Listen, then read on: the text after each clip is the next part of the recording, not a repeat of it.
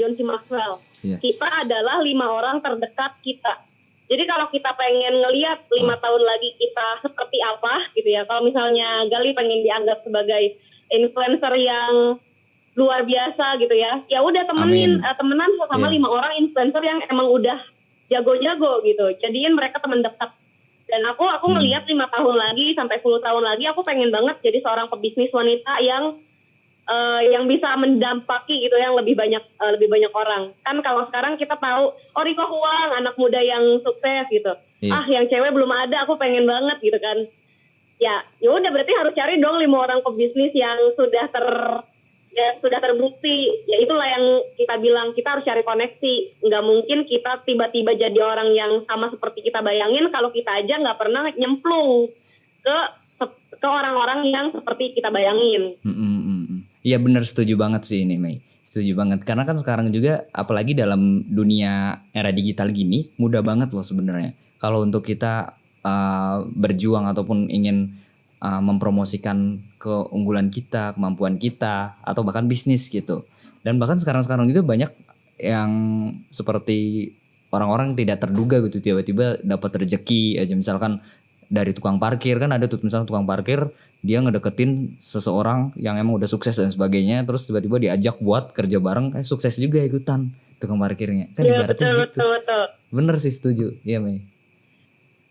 Sama kata-kata itu. Iya, salah satunya kan aku ketemu Gali juga dari ini ya, dari digital ya. Kita sama sekali belum kenal sebelumnya. Nah ini bener banget sih. Iya luar biasa emang. Iya, kalau misalnya kalau kita bisa memanfaatkan si internet ini dengan baik, internet ini bisa jadi sesuatu yang berpeluang buat kita. Asal kita nggak cuma scrolling, nontonin yang nggak jelas gitu doang. Mei, ini ada yang komen nih, ada salam dari Turki gitu kan. Oke, ini orang Turki nih. Ini temenku orang Turki. Oke, halo Eda, I'm fine, I'm good. Greeting from Indonesia, Bandung ya Mei ya. Greeting for Bandung. Mantap. Yes, good luck juga ini Eda. Nah itu tuh. Jadi ini keren. Di Turki juga lagi PSBB besar-besaran kan Mei. Dan dia ngasih tahu juga sih. Oh iya. Di sana pun lagi besar-besaran seperti sholat dan jualan berwirausaha aja tuh masih harus ada batasan gitu kan. Mungkin kalau kita lihat di Indonesia belum terlalu menerapkan seperti itu sih Mei. Kayak kamu tahu sendiri lah ya. Sampai mungkin banyak masyarakat juga yang terpaksa pasrah menerima adanya new normal ini. Gitu kan. Jadi wirausahanya tetap buka gitu kan. Wirausaha yang emang harus di lokasi gitu ya. Bukan wirausaha dalam bentuk digital. Itu tetap harus dipaksa dibuka. Karena mau gak mau karena dia udah krisis. Nah itu kan emang banyak banget sih yang udah merugikan para pengusaha gitu. Tapi kamu tetap berdiri kan, tetap survive kan. Iya. Gimana kan? Kamu tetap berdiri dan tetap survive gitu. Dan itu tuh mungkin bisa kasih tips buat para wirausaha gitu kan. Oh iya. Ya kebetulan betul banget sih di zaman-zaman Corona ini kan kayak semuanya kelihatan gitu ya, mana yang bisa survive, mana yang belum bisa survive. Dan ya kebetulan karena bisnisku udah belajar duluan tentang digital marketing, ya kita masih bisa survive. Tapi jujur kayak hatiku tuh tergerak juga loh buat orang-orang yang nggak punya kesempatan yang sama. Kalau misalnya tadi baru baca gitu kan di news, ada 181 pilot maskapai X gitu yang terkenal banget dipecat gara-gara ya pariwisata kan lagi ditutup secara mendadak. Kalau misalnya posisi aku gitu sebagai pilot yang dipecat itu pasti kayak ya ampun gimana ya nasibku, udah susah-susah loh itu kuliah gitu, udah susah-susah kuliah tiba-tiba dipecat, ada 181 orang lagi. Nah itulah yang ngebuat aku ngerasa bener ya, kita sebagai anak muda yang hidup di era 21 ini, di era abad 21 nggak bisa kita cuma ngandelin satu keilmuan kita doang. Karena yang namanya karyawan, kamu pilihannya dua gitu, pensiun atau dipecat, gitu kan? Betul. Kalau misalnya kita nggak punya skill lain, ya udah tunggu dulu ini aja. Kalau nggak pensiun dipecat, kurang lebih gitu. Iya benar. Ini sepakat banget, benar Mei. Dan salah satunya adalah mungkin kalau kita lihat ya, karyawan itu, ya ini mohon maaf ya buat para karyawan, kasarnya sih adalah seperti babu ya, karena disuruh-suruh. Kecuali kalau kita di perusahaan itu udah sebagai atasan gitu ya, mungkin itu lebih memudahkan. Tapi itu perlu proses juga kan buat mencapai jabatan atasan itu. Kan kasarnya seperti itu ya. Tapi kalau kita berwirausaha juga nggak mudah gitu kan. Walaupun kita sebagai founder, tapi PR kita atau misi kita adalah panjang banget ya. Berbagai ribuan wirausaha, entrepreneur banyak membangun dan berlomba-lomba bersaing gitu kan. Itu yang mungkin menjadi tantangan sih Mei. Iya. Betul. Jadi orang-orang nggak mau. Kalau makanya kalau kita nggak punya wayang kuat tuh pasti waktu ketemu masalah di tengah-tengah, ya udahlah selesai aja gitu kan. Kalau misalnya kita nggak tahu goal kita dari awal, ketika kita ngalamin yang namanya jatuh bangun kayak roller coaster gitu kan, tiba-tiba di atas, tiba-tiba di bawah, tiba-tiba di atas, tiba-tiba di bawah, ya kita bakal sulit untuk dapetin goal kita. Makanya perlu dari awal jelas dulu goal kamu apa. Ketika goal kita udah jelas, kita datang dari hati gitu kan goalnya, langsung naik ke otak, kita bikin plan, habis bikin plan kita masuk ke action. Karena kebanyakan orang tuh kayak gini Gal, udah saya mau bisnis, oke bisnis apa ya? Oh bisnis makanan, kerjain gitu. Tiba-tiba, aduh kok ternyata makanannya nggak laku, basi semua, udah capek. Karena mulainya dari action dulu, nggak ke plan dulu tuh, nggak ke hati dulu. Jadi jangan dibalik. Action dulu baru ke sini. Iya benar. Baru abis mulai langsung dipikirin gitu. Iya sih, bener banget. Karena itu mungkin banyak anak-anak muda juga yang ini ya, dia banyak wacana gitu kan. Jadi ujung-ujungnya ya wacana doang, terus nggak ada actionnya. Ada yang kayak gitu, ada yang plannya aja tapi nggak ada actionnya, ada yang gitu. Iya betul. Itu lucu banget. Gitu kan, plan. Ya terus ini ya, kalau misalkan kita lihat juga kan banyak juga orang-orang yang ingin mengandalkan sebuah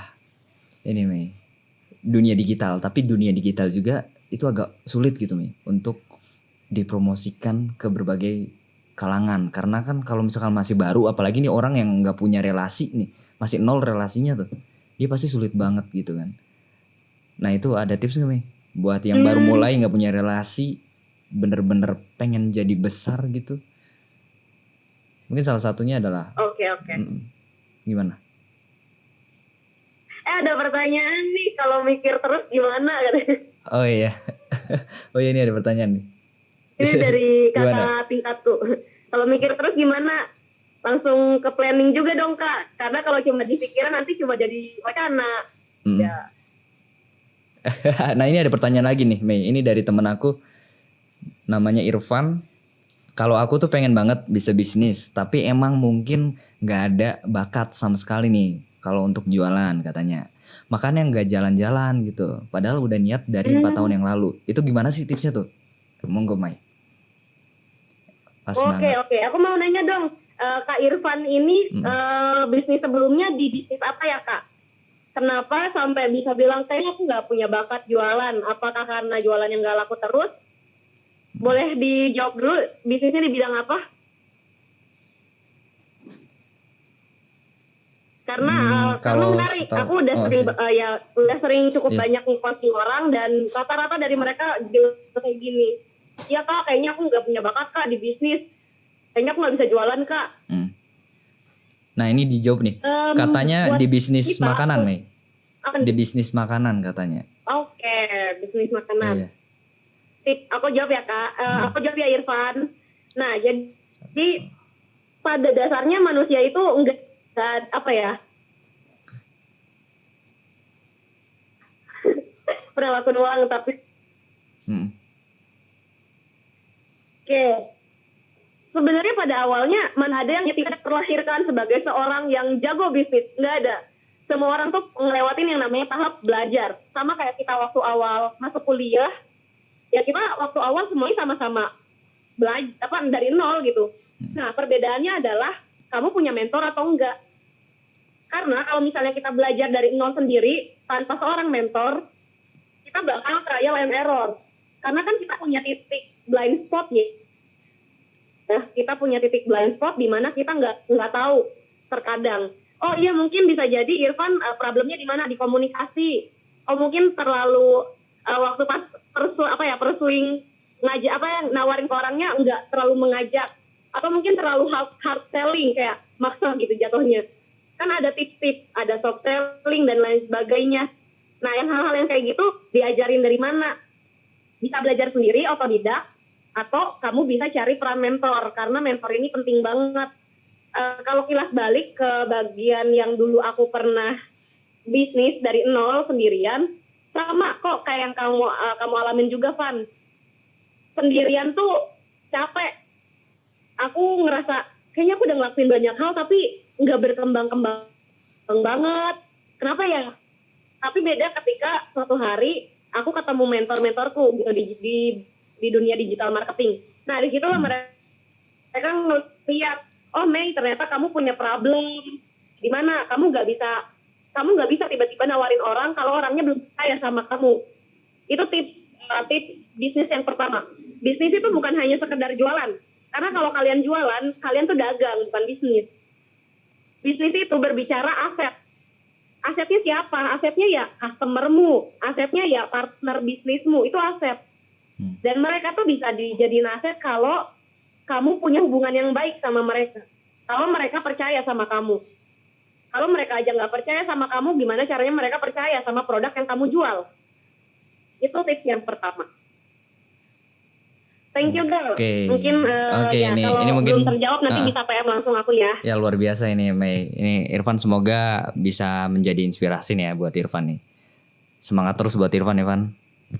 Bisa langsung tanya-tanya lewat DM-nya Mei ya. Ya, Mei. Oke. Gitu. Ya, bisa langsung. Nah, kita lanjut ke ini, Mei. Era disrupsi ya. Untuk bisnis di era disrupsi seperti ini, pasti ini kan akan banyak bisnis-bisnis yang di berbagai bidang harus dikorbankan, Mei. Harus tidak dijalankan lagi gitu, terpaksa. Nah, salah satunya adalah banyak orang yang mengandalkan bisnis-bisnis seperti yang kemarin kasus pertama kali corona ada di Indonesia, itu bisnis masker, terus bisnis alat-alat APD lainnya gitu kan. Seperti itu kan, bahkan sampai dibayar atau dijual yang mahal gitu loh. Itu kan banyak yang kayak gitu. Terus ngorbanin bisnisnya dia diberhentikan atau ditangguhkan gitu loh, Mei. Mending ditangguhkan atau tetap jalan sih bisnis yang misalkan ini ya, pariwisata ya. Salah satunya bisnis pariwisata itu udah stop ya sekarang juga. Itu gimana? Gimana caranya kita menghadapi bisnis yang udah kepentok, mending dilanjutin atau enggak gitu ya? Iya, Mei. Ini saran dari mentorku karena aku juga belajar beliau, dan dia bilang kayak gini. Ketika kalian ngeluarin modal misalnya 100 juta buat bisnis, tapi ternyata bisnisnya nggak terlalu menjanjikan, nggak bisa lancar-lancar banget. Orang-orang kebanyakan milih ya udahlah nggak apa-apa, kasih modal tambahan 30 juta supaya bisnisnya tetap jalan. Tapi kalau misalnya kita ngelihat peluang bisnisnya ini juga proyeksi ke depannya nggak bisa menjanjikan, ya daripada kita berkorban lebih banyak, mending di stop, mending cari peluang lain. Karena bisnis itu kan berbicara soal peluang. Jangan sayang sama modal lah istilahnya mah.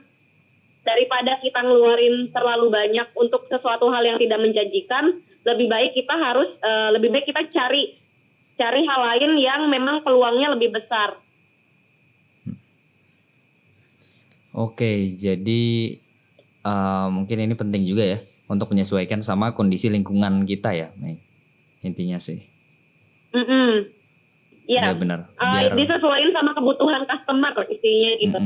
Nah, salah satunya aku tuh kemarin ngeliat ya, ada salah satu brand yang kerjasama sama aku sebelum pandemik kerjasamanya. Dan dia itu brandnya bagus, Mei. Mungkin aku sebutin aja ya namanya. Namanya Salubritas ya. Aku sebutin. Dia tuh bagus banget sih. Dia brand kecantikan gitu ya, beauty gitu kan, kecantikan dan apalah tentang skincare gitu.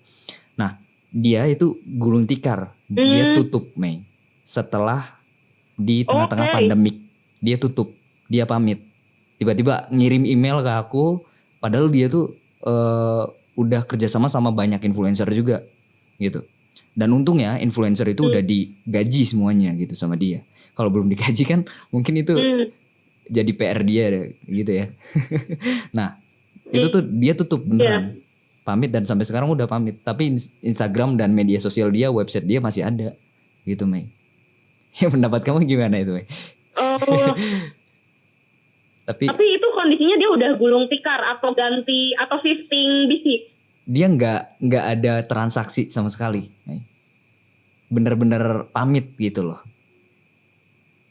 Tapi dia sempat ngasih tahu sih satu pesan katanya tidak bisa ditentukan gitu sampai kapan dia akan seperti ini gitu. Ya mungkin dari omset ya, bisa jadi yang kasih dari omset gitu atau gimana itu yang buat dia gulung tikar. Oke.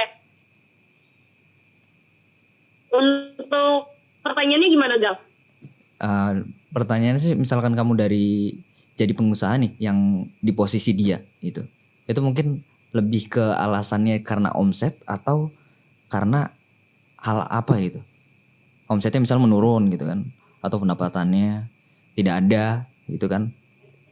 Kalau kamu posisi di dia gitu, yang kamu lakuin apa? Oke. Kalau misalnya aku ada di posisi dia gitu ya. Ya yang pertama kalau ngomongin bisnis kan kita di zaman-zaman kayak gini kita harus ngomongin cash reserve atau dana darurat di bisnis. Dan bisnis itu kan perlu bikin planning ya. Ini buat 6 bulan ke depan cash reserve-nya cukup enggak? Atau 12 bulan ke depan cukup enggak? Nah kalau misalnya enggak cukup cash reserve-nya, ya memang lebih baik di stok karena kan dia nggak bisa juga untuk menggaji karyawan, dia juga nggak bisa mengeluarkan produk juga gitu kan. Lebih baik ya udah di stok dulu aja, kecuali emang masih punya cash reserve dan masih bisa ngeproduksi, masih ada customer yang mau, ya udah dilanjutin. Kalau misalnya nggak ada ya stop aja, cari lini bisnis yang lain yang memungkinkan. Dan mungkin ini salah satu cerita orang yang aku coaching saat ini. Jadi dia salah satu founder startup di Jakarta di bidang riset. Jadi memang startupnya ini di bidang riset. Dan kebetulan karena kondisi kayak gini gitu kan, pandemik, dia nggak bisa jalanin kondisi pada umumnya. Dia nggak punya market. Akhirnya mereka bikin hand sanitizer gitu kan. Bikin hand sanitizer, ya udah mencoba menjual hand sanitizer. Banyak nggak yang beli? Banyak. Ada nggak problemnya? Ternyata ada. Problemnya adalah mereka kan import dari China si botolnya, dan ternyata nggak datang tepat waktu. Wow. Tapi kan nggak datang tepat waktu, customernya semuanya bubar. Nggak mau dong nunggu terlalu lama karena butuhnya sekarang. Iya. Dan berakhir ke jadinya hutangnya nggak dikit, ratusan juta. Wow. Apa yang dilakukan? Mau ngelanjutin bisnisnya kan nggak bisa, harus cari kapal skoci. Yang dilakukan sekarang ya apa? Ya cari kapal skoci. Dan sekarang ya lagi di coaching sama sama aku dan juga mentorku untuk ngebekalin dia supaya bisa tetap survive di bisnis dia yang lain. Intinya gitu sih, gimana caranya kita bisa survive? Cari kapal skoci. Jangan gengsi sama bisnis kita. Istilahnya mah kayak kalau kamu bisnisnya emang lagi drop, jangan malu untuk bilang iya lagi drop. Minta tolong gitu ke orang lain, kayak ada nggak ya peluang bisnis yang kira-kira bisa membantu aku gitu. Ya benar sih. Ya walaupun udah minta berbagai bantuan influencer ataupun mereka seorang public figure, tapi kalau misalkan si customernya itu nggak berminat ya, customer yang nggak berminat ya sama aja gitu ya. Paling udah minta bantuan Iya, itu hanya dilirik betul. aja gitu kan, hanya dilirik tapi udah lihat Betul, Instagramnya, betul. ini mah males lah beli kayak gini, nggak terlalu penting karena buat beli makan aja orang-orang sekarang udah agak susah gitu ya, istilahnya gitu ya, karena pandemik ini gitu. Ya emang sih sepakat sih sama argumen-argumen kamu, dan mungkin ini teman-teman pasti yang mau mulai bisnis juga akan termotivasi juga Mei untuk survive ya, salah satunya. Dan sekarang udah masa new normal ya, masa new normal mungkin untuk pandemik ini kan akan selamanya tetap ada ya enggak sih, dan kita harus terus berjuang Iya. gitu kan, terus berjuang. Betul. Kita harus bisa adaptasi sama kondisi yang sekarang. Nggak ada titik balik ke yang dulu. Emang ini tuh udah baru gitu. Kondisi tatanan yang baru. Iya, bener sih. Bisa dibilang sih masa transisi juga sih sekarang Mei. New normal ini ya, new normal. Termasuk masa percobaan. Iya. Jadi. Sorry Gang, agak keputus-putus suaranya. Ya mungkin sinyalnya Mei. Cek. Nah ya, ini nih masalah kita kalau bikin live Instagram pasti kayak gitu sih emang. Live Instagram suka gitu emang asli. Oke, gak apa-apa. Tapi sekarang udah mulai jelas kok. Tadi tuh ngomong dari mana? Ya, jadi intinya sih kalau misalkan ini kan masa percobaan ya, masa percobaan, jadi kita juga nggak bisa asal-asal juga sih sebenarnya buat bisnis kan. Maksudnya nyoba-nyoba gitu, nyoba dulu, nggak mungkin gitu kan. Makanya harus planning yang tadi kamu bilang itu, buat planning, buat bagaimana konsepnya, misalkan mau penjualannya seperti digital marketingnya gimana, website, terus apa-apanya gitu kan. Terus penjualannya mau soft selling atau hard selling kan bisa seperti itu. Emang itu penting banget sih. Walaupun sederhana, kecil, tapi penting banget ya, bener Mei. Setuju. Betul.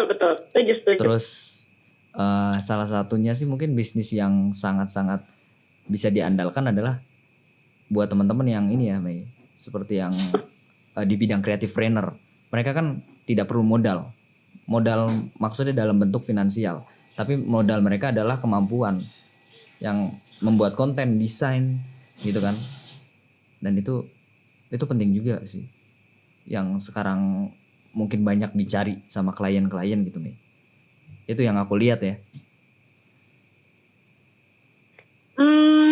Ya sih. Bisnis Creative planner sebenarnya menjanjikan, cuma balik lagi kita harus melihat tren, karena nggak selamanya yang ngetren sekarang itu bakal tetap ngetren 5 tahun lagi atau 10 tahun lagi. Jadi tetap kalau bisnis itu kita perlu lihat tren. Kalau misalnya kita ada di lini bisnis yang kemungkinan trennya bisa berubah dengan cepat, ya siap-siap ganti lini bisnis. Gitu. Oke.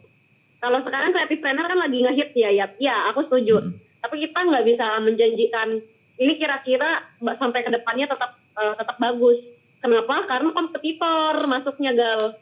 Yeah. Makin banyak orang yang belajar hal itu ya makin banyak kompetitornya, makin berdarah-darah juga gitu kan. Nah, bener sih. Ini setuju banget.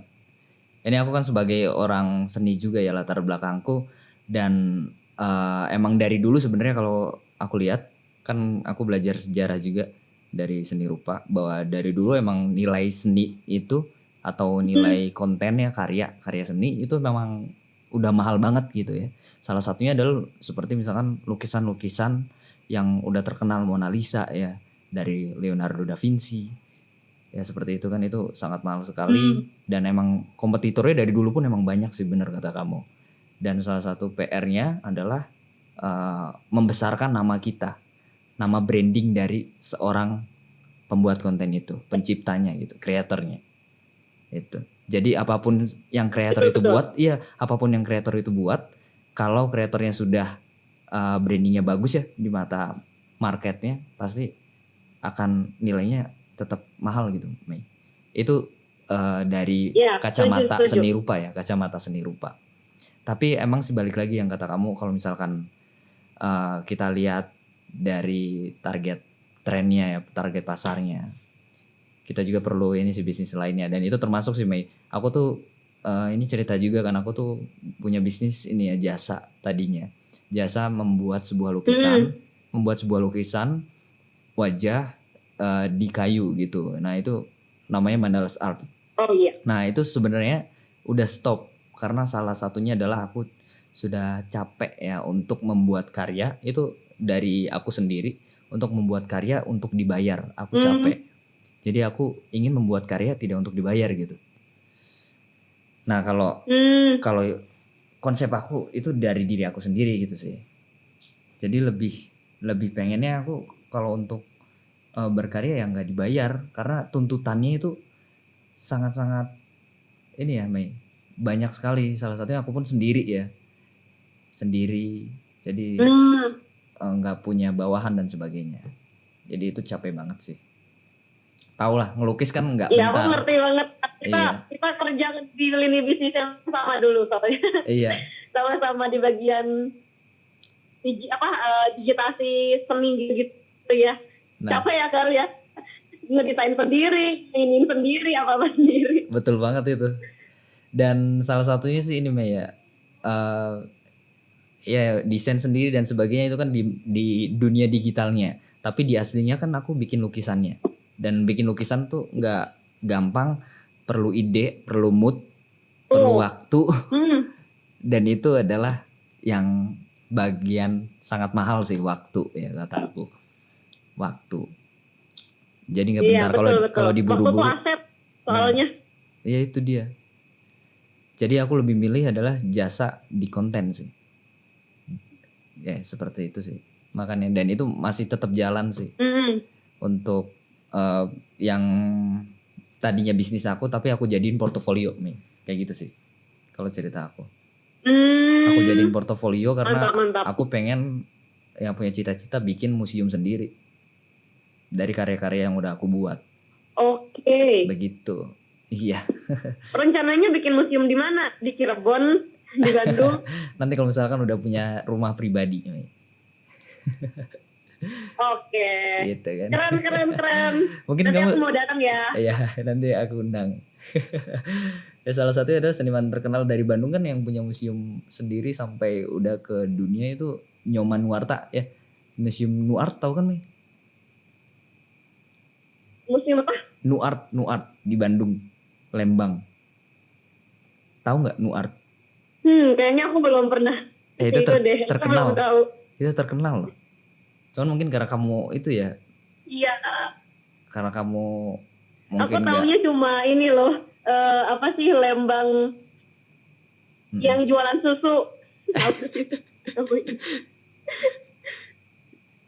Banyak sih museum-museum terkenal. Ada Sunario, ada Nuart, ada Lawang Wangi. Cuman karena aku orang seni kan, jadi aku otomatis tahu ya, wajib tahu lah. Aku orang seni kan.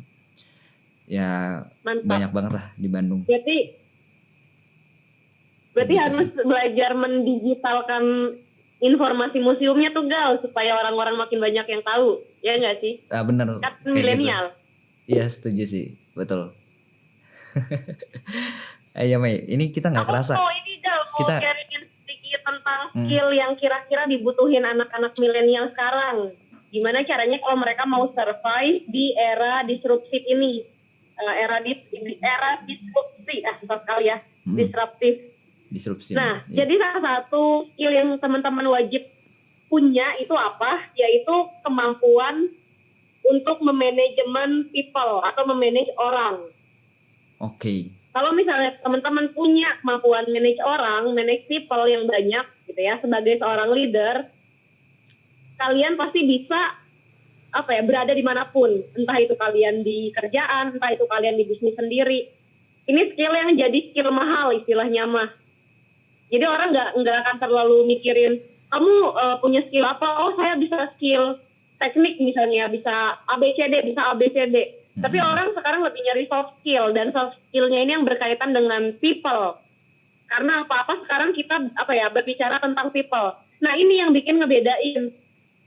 Kira-kira kita digantiin sama mesin atau enggak? Kalau misalnya kita punya kecerdasan, istilahnya punya wewenang gitu ya, bisa mengatur, ya kita nggak akan kegantiin tugasnya sama mesin-mesin itu. Karena tetap butuh otaknya gitu kan, karena tetap butuh orang yang ngepalain. Jadi aku bisa sharing ini juga ke teman-teman. Kalau teman-teman mau punya skill yang bakal berguna di era milenial, di era disrupsi ini, miliki skill bisa memanage orang. Itu yang pertama. Terus yang kedua, kalian perlu punya skill yaitu punya skill digital. Digital ini apapun ya, aku nggak cuma bilang digital marketing. Ini bisa berkaitan dengan digital, kayak kalian ngerti tentang cloud atau IT atau apapun itu juga bisa. Digital marketing apalagi. UI UX. Kalau kalian bisa memahami itu juga jauh lebih baik. Intinya, aku dapetin dari Forbes, kalau kalian punya entrepreneur skill itu bakal jadi salah satu poin penting yang dicari sama perusahaan-perusahaan. Jadi orang perusahaan pun sekarang bakal nyari orang-orang yang kira-kira punya bakat bisnis. Itu jadi poin bonus lah, poin penting yang dilihat sama mereka. Kenapa hal ini jadi penting? Sebenarnya gara-gara kita tahu kan kalau di perusahaan mungkin orang-orang yang ada di sana itu umurnya 40 tahunan ke atas. Sedangkan anak-anak yang berumur 20 tahun sampai 30 tahun kayak kita itu cenderung lebih lebih familiar sama yang namanya digitalisasi gitu. Apalah sosmed semuanya kayaknya kita hafal. Tapi orang-orang yang di sana kan belum tentu ngerti. Sedangkan market mereka itu ada di sini, di sosmed ya kan, ada di daerah dunia internet ini. Makanya mereka butuh banget bantuan kita di bidang itu. Jadi aku saranin kalau teman-teman mau dicari-cari gitu kan sama orang-orang, ya kalian perlu punya skill itu. Oke, luar biasa banget sih ya Mei ya. Ya setuju, jadi intinya yang tentang people itu ada hubungannya juga sih bener sama era-era sekarang gitulah. Salah satunya yang kamu bilang kan, kita akan terus bertambah ya peningkatan lapangan pekerjaan di dunia digital sampai 2030. Dan itu pun kalau kita lihat di dunia bidang industri akan semakin banyak sih pekerjaan baru ya. Bahkan ribuan, ratusan ribu gitu kan yang baru-baru. Terus ditambah di Indonesia itu sebenarnya peluangnya gede banget loh Mei. Salah satunya Indonesia adalah negara yang bonus demografinya ya udah ada di puncak bonus demografi gitu. Indonesia. Jadi usia 14 sampai 64 tahun banyak banget dan lebih banyak daripada yang usia lanjut usia gitu. Iya, kan gitu. Betul. Bonus itu demografi. Peluang besarnya itu. Dan salah satunya Jepang sih, ya nggak sih? Jepang itu adalah negara ketiga ya terhebat di dunia gitu kan. Karena dia pun banyak usia yang produktif gitu. Yang bisa bikin dia jadi lebih besar dan hebat. Kan gitu. Ini milenial sih sebenarnya yang sangat-sangat penting tuh sekarang kan. Anak-anak milenial nih. Oh iya. Iya. Jepang itu kan sama China sama Korea Selatan mereka menjadi salah satu negara maju gara-gara bonus demografi kan. Iya. Mei. Ini sepertinya si Instagram udah ngasih reminder